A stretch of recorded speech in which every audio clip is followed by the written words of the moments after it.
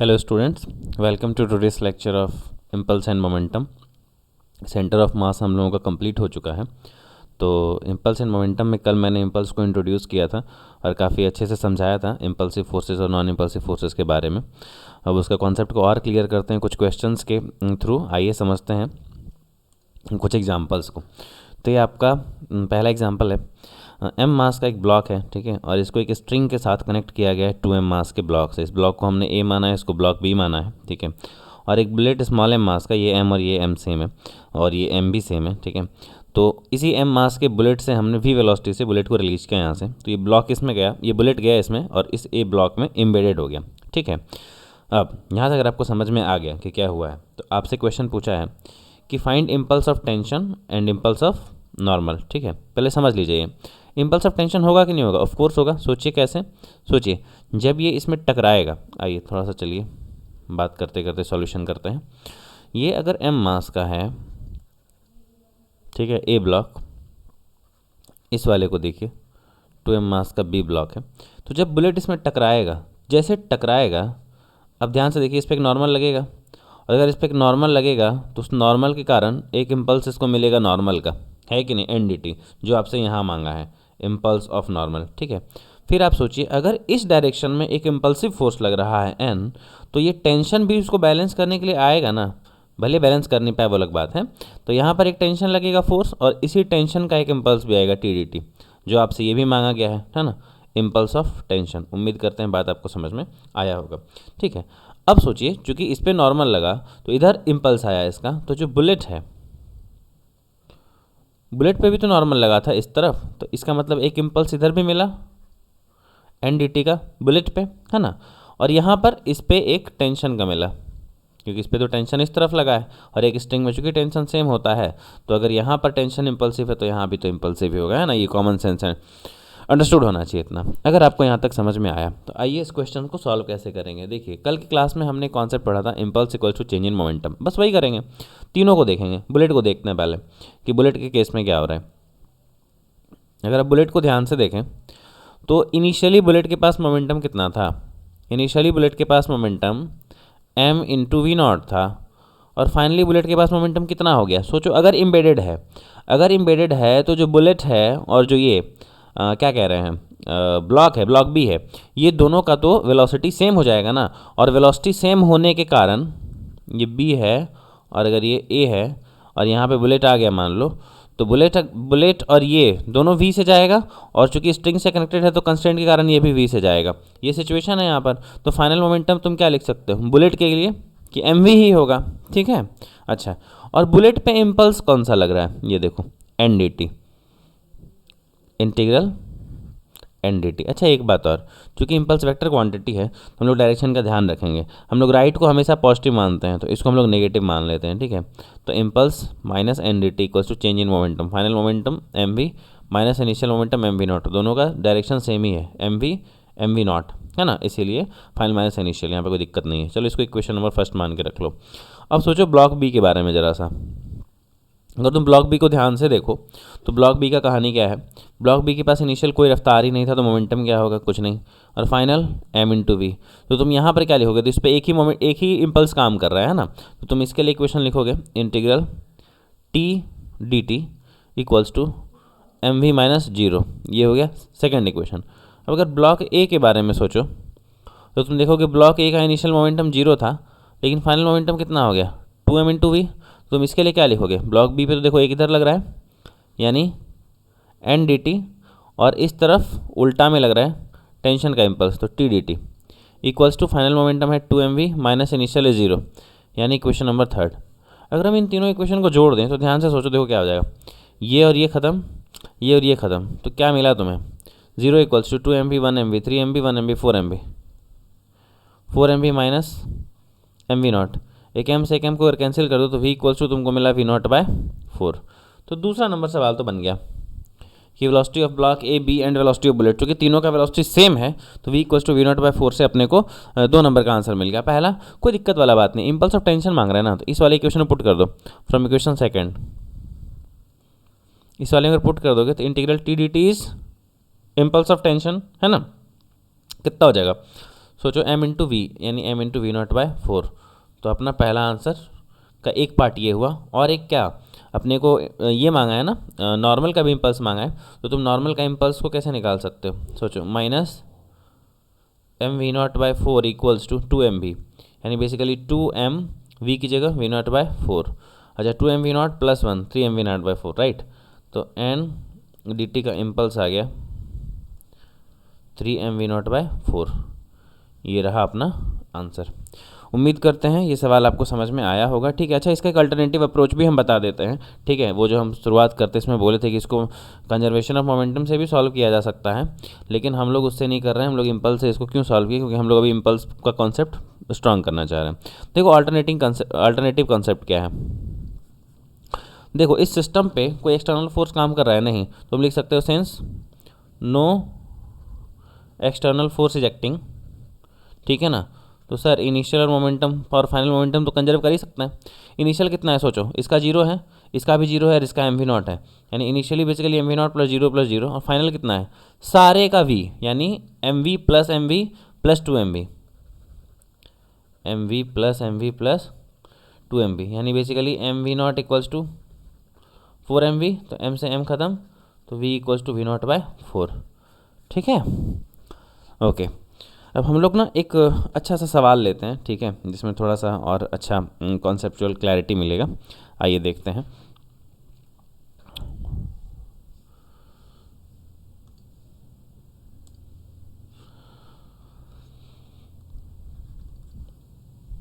एक यहाँ पे मास का ब्लॉक है और ये स्प्रिंग नहीं है, ठीक है, लिसन इट केयरफुली, ये स्ट्रिंग है, ठीक, ये स्ट्रिंग है पर स्लैक्ड है, ठीक है ना, मतलब ये अभी स्ट्रेट नहीं है, पूरा स्लैक है। यानी स्ट्रिंग का जो लेंथ है, ध्यान से सुनो, जो स्ट्रिंग का लेंथ है, लेंथ ऑफ स्ट्रिंग ये 12 है, पर ये जो दोनों के बीच की दूरी है m और m के बीच की दूरी जो है ये l ही है, और इसी का दोगुना इसका लंबाई है, ठीक है। इसको फिलहाल मुड़ा मुड़ा सा रखा गया है और ये सारा ओरिजेंटल प्लेन में हो रहा है। ये पूरी कहानी टेबल पे रखा हुआ है, कहीं जैसा दिख रहा है ना ऊपर नीचे वैसा नहीं है, ये वर्टिकल प्लेन में ओरिजेंटल प्लेन में कुछ टेबल पे ऐसा सिनेरियो है। तो तुम कह सकते हो ये ओरिजेंटल प्लेन का बात हो रहा है, कहीं सवाल को तुम अटैम्प्ट करने में कुछ गड़बड़ ना कर दो। तो ओरिजेंटल प्लेन के बारे में बात हो रहा है, जी वी के बारे में सोचना ही नहीं, क्योंकि जी तो अंदर की ओर लगेगा, क्रॉस मतलब अंदर, ठीक है, टेबल पे लगेगा अंदर नीचे की ओर। ओके मेरे से बोला कि अगर इसको मान लो बी मान लेते हैं, इसको ये मान लेते हैं, हमसे बोला कि अगर हम इसको यू रफ्तार दें, ठीक है, इनिशियली यू रफ्तार दे दें, तो आपको ये बताना है, अच्छा फ्री है वो, किसी को फिक्स नहीं किया गया, तो find speed of blocks A and B just after string is taut, ठीक है।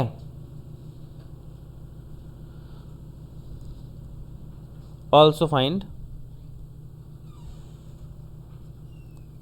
impulse of tension, ठीक है। तो चलिए ट्राई करते हैं, पहले इस क्वेश्चन को समझते हैं, ठीक है, ट्राई हम लोग करेंगे बाद में। पहले इस क्वेश्चन को समझते हैं कि क्या कह रहा है ये। देखिए आप अगर ध्यान से देखिए तो इस चूंकि रस्सी में टेंशन है नहीं, तो अगर रस्सी में टेंशन नहीं है और ये चलना स्टार्ट भी कर दिया तो ये कुछ कर पाएगा क्या, नहीं। इस रस्सी में टेंशन कब आएगा, जब ये कम से कम स्ट्रेट होगा, है कि नहीं। ये और इसका लेंथ ऑफ स्ट्रिंग क्या है 12 है, यानी जब इसको जब खींचोगे तो ये तब तक आगे बढ़ेगा जब तक यहाँ से उस पॉइंट का लेंथ 12 नहीं पहुँच जाता, है कि नहीं। तब तक ये ऐसे ये वाला चलता रहेगा, और जब ये 12 तक पहुँच जाएगा, ठीक है ना, यानी जब यहाँ से यहाँ तक का लेंथ, ऐसे कह लो, जब ये वाला लेंथ 12 हो जाएगा, ठीक है, हाँ, जब ये वाला लेंथ 12 हो जाएगा तब जा करके दोनों पे टेंशन लगेगा, यहाँ पे भी और यहाँ पे भी। तो तुमसे क्या बोला है, find speed of blocks A and be just after string is taught, यानी जैसे ही हुआ ठीक उसी समय पर तुमको बताना है कि कितना तो स्पीड है ए और बी का, और टेंशन का इम्पल्स भी बताना है अपने को, ठीक है। तो आओ देखते हैं कैसे करना है इसको। ज़रा सोचो और सोचो कि इसका तो सिचुएशन यही है ना,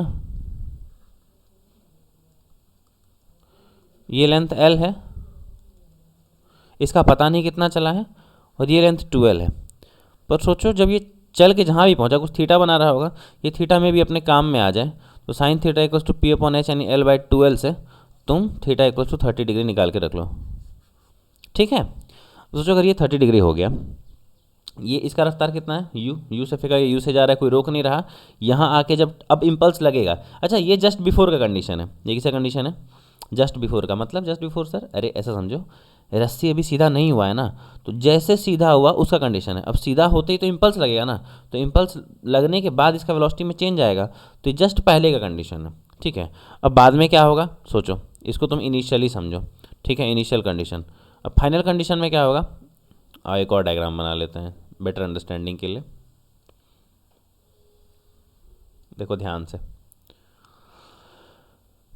यहाँ पर इस वाले ब्लॉक पर दोनों पर टेंशन लगेगा, है कि नहीं, दोनों पे अपना टेंशन लगेगा, टेंशन का इम्पल्स लगेगा TDT इस तरफ, और इस पे किधर लगेगा, इस तरफ। अगर टेंशन लग रहा है, टेंशन का इम्पल्स लगेगा ना, समझ में आना चाहिए, क्योंकि तो अचानक है ना, जर्क मिल रहा है ना इसको, ये स्पीड इस तरह था, अचानक से इसमें खिंचाव आया।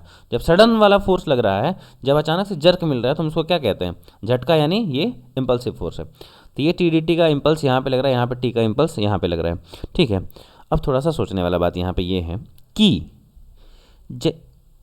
थोड़ा सा कंस्ट्रेंट को याद करो, और यहाँ पर अपनी वेलोसिटी को भी याद करो। ये इसके पास u वेलोसिटी इस डायरेक्शन में है, जिसका एक u वेलोसिटी उस डायरेक्शन में था, सॉरी u वेलोसिटी उस डायरेक्शन में था, अब नहीं है, अभी हम इसको मिटा देंगे, अभी बस समझाने के लिए बता रहे हैं। तो यहाँ पे थीटा था, तो यहाँ पे भी थीटा है, तो इस u का जो एक कंपोनेंट था इस तरफ कितना था, u cos थीटा, और इसका परपेंडिकुलर एक कंपोनेंट कितना था, u sin थीटा। तो एक बात बता, इसका जो परपेंडिकुलर कंपोनेंट है u sin थीटा,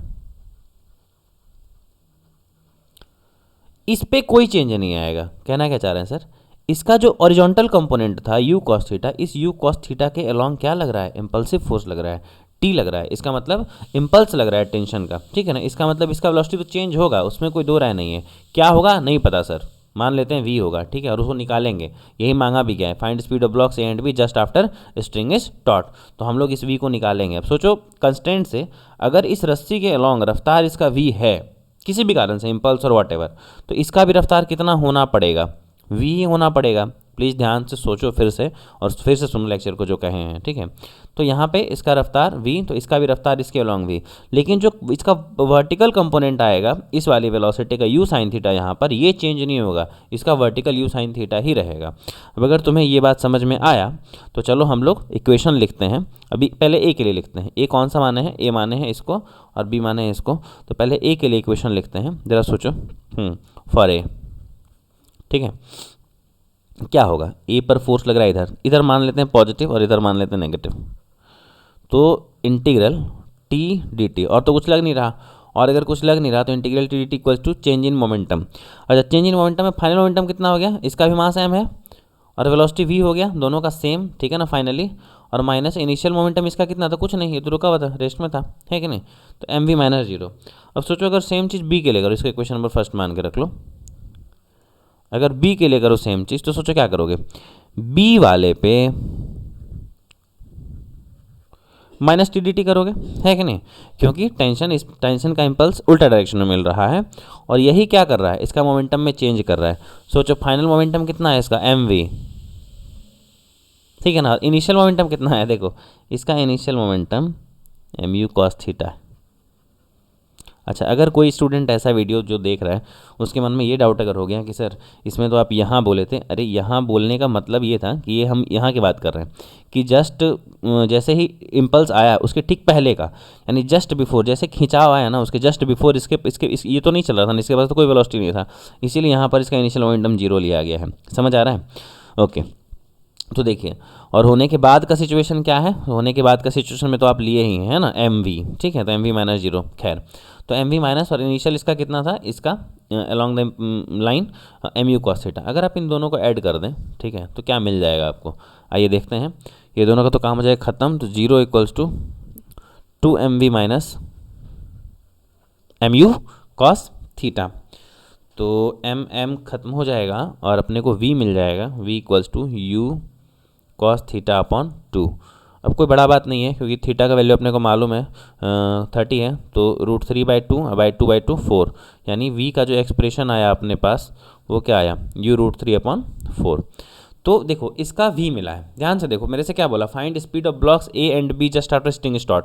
तो a का स्पीड तो यही है क्योंकि a के पास 0 था और इसको ये मिल गया, तो ये दरअसल में किसका रफ्तार है, a का रफ्तार है, मतलब सर और b का रफ्तार, अरे b का रफ्तार तो ये वाला है ना, ये तो उसका एक कंपोनेंट है, यानी ये इसका जो वैल्यू होगा वो रूट अंडर इसका स्क्वायर प्लस इसका स्क्वायर होगा। तो इसका वैल्यू कितना, u into sine theta, theta कितना 30 साइन 30 यानी u/2 हो गया, और ये कितना है, v की वैल्यू कितना है √3/4, u √3/4। तो यहाँ पर तुम लिखोगे u²/4 प्लस 3u²/16।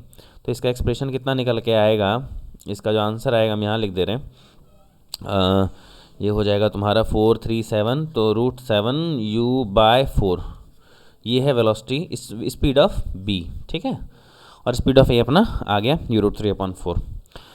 उम्मीद कर रहे हैं ये बात समझ में आया है आपको। अब हम लोग एक और क्वेश्चन देखते हैं।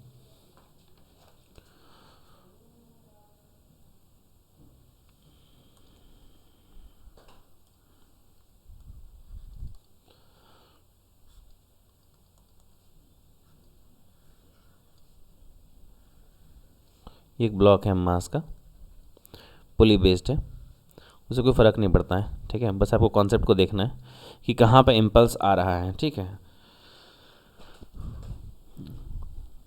एक बुलेट यहाँ लिया गया,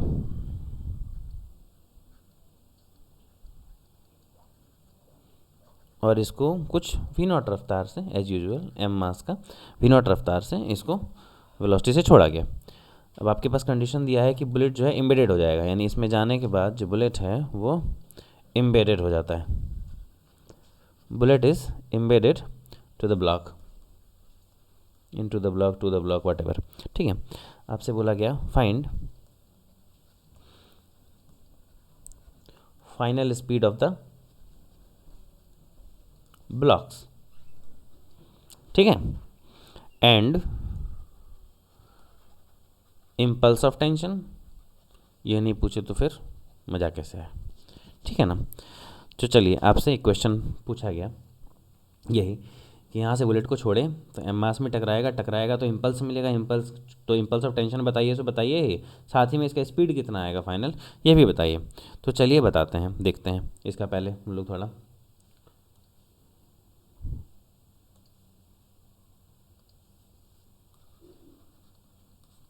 देखिए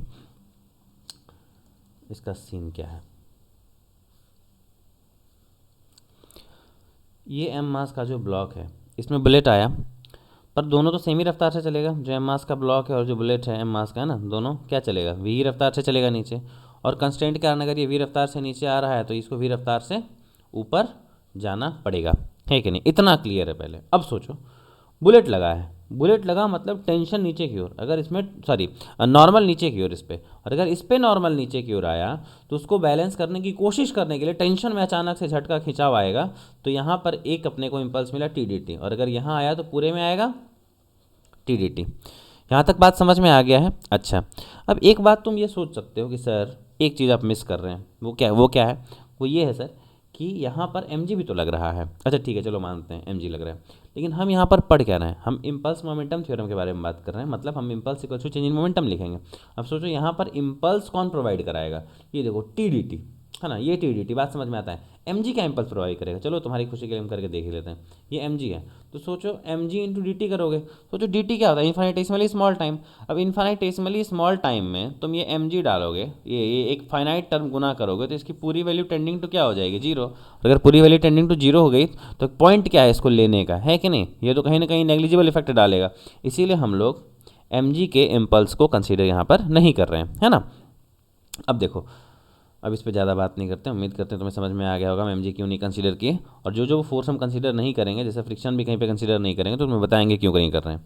क्योंकि सिंपल सा बात है यार, अगर तुम उसका वो तो नॉन इम्पल्सिव फोर्स है, नॉन इम्पल्सिव फोर्स का इक्वेशन में जब तुमको बताया गया था कि अगर ये एफ डी टी है इक्वल्स टू डेल्टा पी, तो अगर ये डेल्टा टी तो इन्फाइनेटेसिमली स्मॉल है ना, तो अगर ये टर्म फाइनाइट हो गया तो ये तो भाई साहब जीरो को टेंड करने लगेगा, ठीक है, इसीलिए हम लोग इसका इम्पल्स नहीं ले रहे हैं, ठीक है। ओके, अब बुलेट के बारे में बात करते हैं। तो बुलेट का क्या सिचुएशन है, सोचो, जस्ट बिफोर जस्ट आफ्टर के बारे में। बुलेट का सिचुएशन है कि बुलेट पे नॉर्मल लगा, एनडीटी अलग से दिखाएं, ये लो, बुलेट पे नॉर्मल लगा ऊपर की ओर, तो इसका इम्पल्स एनडीटी ऊपर हो जाएगा, ठीक है। और n D T equals to final momentum minus initial momentum, तो इसका फाइनल मोमेंटम क्या है, यही एम इंटू वी, ये भी एम है, एम इंटू वी, पर नीचे है ना, ऊपर को तुम पॉजिटिव मानो तो नीचे को नेगेटिव मानो तो minus M v, final momentum minus initial momentum, initial कितना था, वी नॉट था, बट था तो नीचे ही, ठीक है। ओके, अब बुलेट का अगर हो गया तो हम लोग लिख सकते हैं किसका, इसका लिख लो, ये ऊपर है, ठीक है, तो T D T equals to, पहले तो जीरो था और अब एम वी, तो एम वी माइनस ज़ीरो। अब सोचो क्या हो जाएगा, टी डी टी का ऊपर इम्पल्स इस वाले ब्लॉक के लिए और equals to final momentum M v हो जाएगा नीचे की ओर, और इनिशियली इसका भी कुछ नहीं था, यानी ये भी एम वी माइनस जीरो था, ठीक है। अब अगर हम इसको सॉल्व करें तो अच्छा, यहाँ पे एक चीज़ मिस कर रहे हैं हम लोग, इस वाले ब्लॉक को अगर तुम ध्यान से देखो तो इसमें जब ब्लॉक टकराया तो एक इम्पल्स इसको नीचे भी, एन डी टी का नीचे भी मिलेगा, ठीक है। तो इसका ये जो कि एम एन नीचे आ रहा है, तो एक इम्पल्स एन डी टी का नेगेटिव वाला नीचे आया, हाँ अब ठीक है। तुम ध्यान से देखो तो ये वाला अगर हम ऐड करेंगे इक्वेशंस को तो ये वाला कैंसिल हो जाएगा, पर ये नहीं हो रहा, तो ऐसा करते हैं इसको माइनस साइन से मल्टीप्लाई कर देते हैं, ठीक है। अगर माइनस से मल्टीप्लाई कर दोगे तो क्या होगा, देखो ध्यान से, ये माइनस हो जाएगा, ये माइनस हो जाएगा, इसका तो हटा ही दो, तो ये दोनों ख़त्म, और क्या हो गया माइनस एम वी, और यहाँ पर ये फिर से मिस हो रहा है क्या, इस वाले का, अच्छा रफ्तार नीचे है तो अगेन ये भी माइनस एम वी होगा, ओके ओके ओके ओके। तो क्या हो गया, माइनस माइनस माइनस, यानी ये माइनस थ्री एम वी है और प्लस एम वी नॉट, और इस तरफ आपको जीरो मिल गया, उधर जाके नेगेटिव पॉजिटिव हो जाएगा, तो एम एम ख़त्म, तो वी इक्वल्स टू क्या मिला basically, v not by three. तो अपने को find final speed of the blocks मिल गया। अब क्या मांगा था, इम्पल्स ऑफ टेंशन, यानी इंटीग्रल टी डी टी। अब सोचो इस इक्वेशन में integral T D T equals to M V था ना, तो भर दो ना, इसमें क्या दिक्कत है, तो एम इंटू वी कितना आया, वी नॉट अपॉन थ्री, तो आ गया अपना इम्पल्स ऑफ टेंशन। उम्मीद करते हैं ना ये अब डर खत्म हुआ होगा इम्पल्स का, इम्पल्सिव फोर्सेस का, कि कैसे इक्वेशन कैसे लिखना है, ये सब उम्मीद करते हैं हम समझा पाए होंगे, ठीक है। और यहाँ पे अगर थोड़ा सा कन्फ्यूजन हुआ था तो दोबारा देख लेना साइन वाइन में, ठीक है, बाकी ये सही है, दोबारा हम देख लिए। ओके, तो इक्वेशन और करते हैं, ठीक है। थोड़ा सा क्वेश्चन क्या है, एक तरीके से क्वेश्चन कहो, कॉन्सेप्ट कहो, फ्रिक्शन विक्शन को इन्वॉल्व करके कि कैसे करते हैं उसको समझते हैं, फिर हम लोग का इम्पल्स का कहानी भी समाप्त हो जाएगा। वैसे तो इम्पल्स का कहानी टोटली समाप्त नहीं होगा, क्योंकि हम लोग अभी कॉलिजन पढ़ेंगे तो कॉफिशिएंट ऑफ डिस्ट्रीब्यूशन में उसका बात करेंगे, लेकिन एक topic independent topic wise impulse समाप्त हो जाएगा इस इलस्ट्रेशन के बाद, इस कॉन्सेप्ट के बाद। आप देखते हैं कि यहाँ पर मान लो बुलेट है अपना एम मास का, और वी नॉट इसके पास रफ्तार है, ठीक है, और यहाँ ना एक रफ सरफेस है, एक रफ सरफेस है, और इस रफ सरफेस पे एम मास का एक ब्लॉक है, ठीक है। रफ सरफेस है, ऑफ कोर्स रफ है तो क्या होगा, म्यू होगा इसका, म्यू से तो तुम्हें फीलिंग आ जाएगा ना कि रफ है, ठीक है। अब जरा ध्यान से सोचो कि अगर ये यहाँ आके टकराया, प्लीज़ ध्यान सुनना है, अगर ये यहाँ से आके टकराया तो तुमको एक बात समझ में आता है, सर इस पर एक नॉर्मल का इम्पल्स मिलेगा इस तरफ, इस पर भी सर नॉर्मल का इम्पल्स मिलेगा इस तरफ, एम जी नीचे लग रहा है, नॉर्मल ऊपर लग रहा है, तो सर चूंकि इस डायरेक्शन में इम्पल्स मिल रहा है तो एम जी पे तो वैसे भी कोई असर नहीं होगा और इस नॉर्मल पे भी कोई असर नहीं होगा। लेकिन ये ध्यान से सोचो कि अगर इस पर फोर्स लगा, नॉर्मल का इम्पल्स लगा, यानी नॉर्मल फोर्स लगा, और अगर फोर्स लगा तो पीछे फ्रिक्शन लगेगा क्योंकि सरफेस रफ है। अब सोचो अगर पीछे फ्रिक्शन लग गया, फ्रिक्शन तो एक्सटर्नल फोर्स है, फ्रिक्शन तो एक्सटर्नल फोर्स है। अब अगर सोचो फ्रिक्शन अगर एक्सटर्नल फोर्स हो गया तो मान लो हम इसको इम्पल्स के मेथड से नहीं बना रहे हैं, ठीक है, मान लो हमको मोमेंटम कंजर्व करना है, तो हम ये जानना चाहते हैं कि क्या हम यहाँ पर मोमेंटम चेंज कर क्या हम यहाँ पर मोमेंटम कंजर्व कर सकते हैं, ये अपने को समझना है। अब तुम सोचो कि मोमेंटम कंजर्व तुम नहीं कर सकते हो अगर सिस्टम पे कोई एक्सटर्नल फोर्स आ गया। देखो फ्रिक्शन तो एक्सटर्नल फोर्स हो गया ना, जैसे तुम इसमें लगाए तो यहाँ पर जैसे बुलेट इसमें एम्बेडेड होगा, चलेगा ये आगे जा करके ब्लॉक लग रुकेगा फ्रिक्शन के कारण, तो फ्रिक्शन आ गया ना, इस रोक दिया ना, है कि नहीं, यानी इसके मोमेंटम का टेंसिटी चेंज कर रहा है ना, एक्सटर्नल फोर्स लग रहा है ना ये फ्रिक्शन।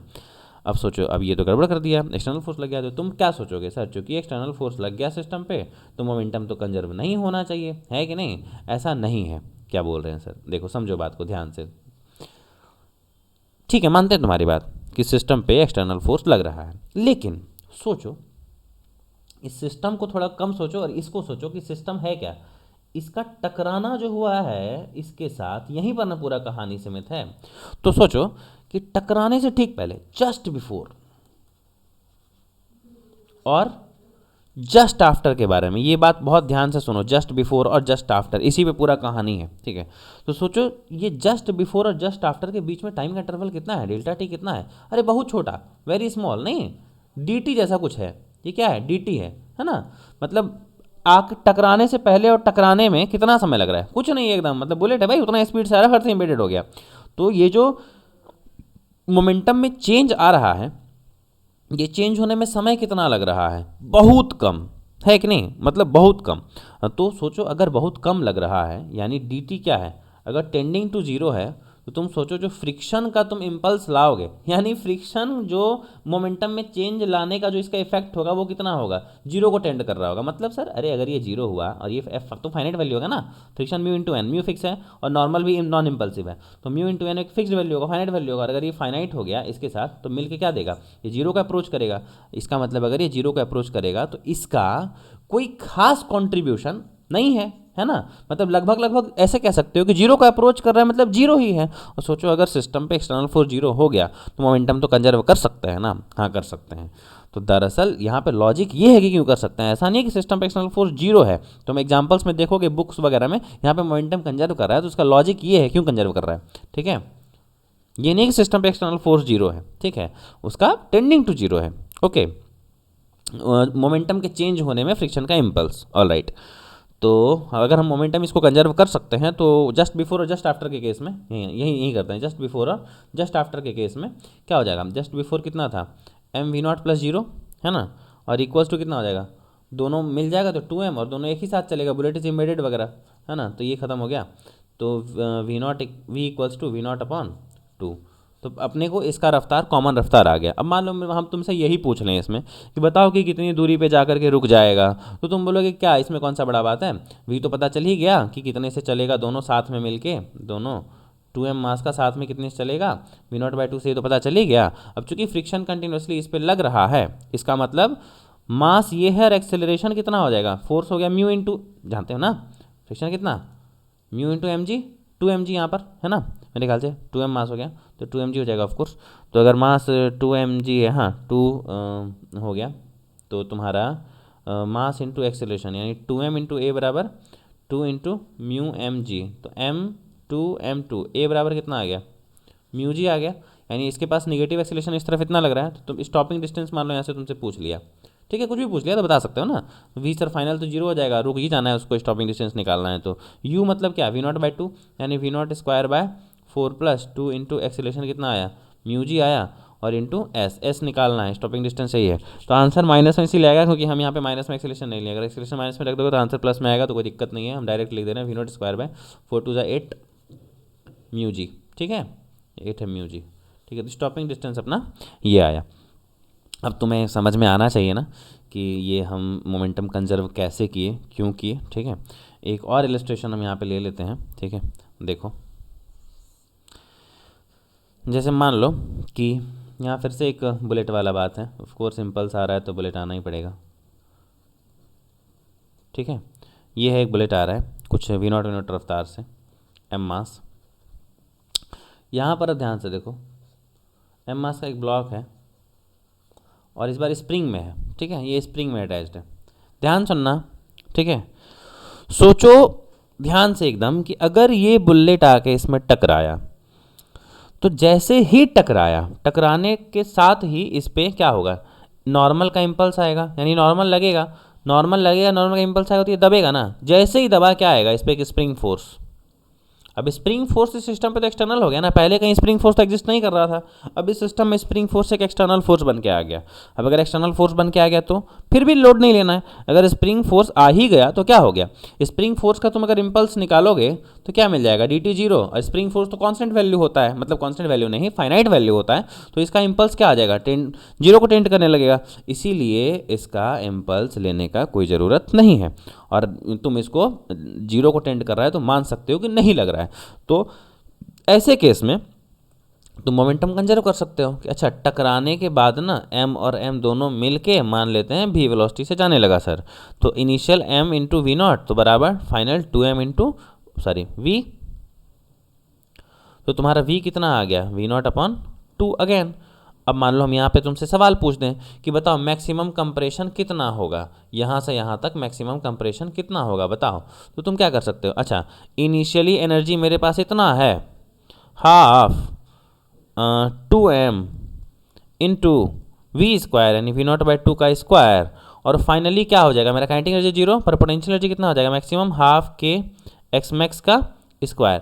तो के टर्म्स में तुम आंसर ले आ सकते हो, कोई बड़ा बात नहीं है। देखो ये 2 से तुम्हारा 2 कट जाएगा, और तुम्हारा ये 2 से एक 2 कट जाएगा यहाँ पर, तो वी नॉट स्क्वायर बाय 4 बचेगा, इसको तुम 2 से काट सकते हो, तो कितना हो जाएगा तुम्हारा, सोचो M we not square by 2 by K, M we not square by 2 के वो भी रूट में इक्वल्स टू तुम्हारा एक्स मैक्स आ जाएगा, है ना। मतलब इसमें हम मैक्सिमम कंप्रेशन कितना होगा ये भी निकाल सकते हैं, ठीक है। तो क्यों हम स्प्रिंग फोर्स का इम्पल्स जीरो कर रहे हैं, क्यों हम mg का इम्पल्स जीरो कर रहे हैं, हम उम्मीद करते हैं तुम्हें समझ में आया हो। अच्छा एक बात और है, हम देखते हैं लोगों को कि बताया जाता है कि जो बॉम्ब वगैरह फूटता है ना, इस बॉम्ब वगैरह के फूटने में, और जनरली हम देखते हैं बताते हुए कि जो हम लोग यहाँ पर मोमेंटम कंजर्वेशन करते हैं, मोमेंटम सिर्फ एक्स में कंजर्व करते हैं, वाई में नहीं करते हैं, क्योंकि वाई में ना mg लग रहा होता है, ठीक है ना, एक्सटर्नल फोर्स लग रहा है, और यहाँ पर एक्सटर्नल फोर्स नहीं लग रहा है, एक्स में कोई एक्सटर्नल फोर्स नहीं लग रहा है, लेकिन वाई में तो एक्सटर्नल फोर्स लग रहा है, तो वाई में मोमेंटम कंजर्व नहीं करते हैं, ऐसा नहीं है, ठीक है। हम मोमेंटम वाई में भी कंजर्व कर सकते हैं, मतलब सर अरे वही बात सोचो ना, अगर बॉम्ब फूटा है तो जब कभी भी ये फूटने उठने वाला बात हो, कॉलिजन, ये ध्यान सुनो अगला बात जो बोल रहे हैं, अगर ये कहीं फूटने उठने वाला बात हो ना, मोमेंटम एक्सप्लोजन, ये कॉलिजन और कम ऑन, अगर कॉलिजन या फिर एक्सप्लोजन कुछ ऐसा बात हो गया ना, तो इसका मतलब क्या हो रहा है, ये कॉलिजन एक्सप्लोजन क्या 1 घंटे में होता है, आराम से टकरा रहे हैं, आराम से एक्सप्लोड हो रहे हैं, ऐसा तो होता नहीं है, ये होता है बहुत ही छोटे टाइम में, dt टाइम में। और जब dt टाइम में हो रहा है तो तुम पूरी कहानी जो मोमेंटम कंजर्व करने की करते हो वो कहाँ से करते हो, जस्ट बिफोर कॉलिजन एक्सप्लोजन और जस्ट आफ्टर कॉलिजन एक्सप्लोजन, जो भी हो रहा है, ठीक है।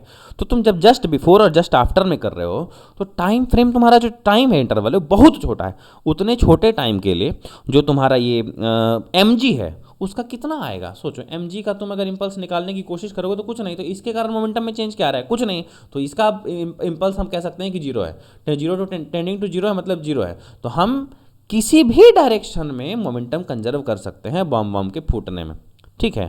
अब अगर आपको यहाँ तक का बात समझ में आ गया हो तो आज की क्लास को हम लोग यहीं रोकते हैं, अगला लेक्चर हम लोगों का कोएफिशिएंट ऑफ रिस्टिट्यूशन पे होगा, ठीक है। See you in the next lecture.